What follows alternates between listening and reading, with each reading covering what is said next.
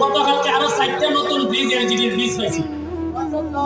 আমরা 2 উপজেলায় সোনারঘাট 2টা, মাধবপুর 2টা, আর এই যে ব্রিজটা প্রায় 170 কোটি টাকা বাজেট হয়েছে। রাস্তা বড় হইব, বিশাল বড় ব্রিজ হইব, আর এখান থেকে জায়গা হয় একবার করবো কইরা এটা একটা রীতিমতো আমরা এই ব্রিজের উপরে খাইয়া সারা বিকাল আপনারা খাটাইতে হবে, এমন ভাবে বড় ভাবে ব্রিজ হইতেছে।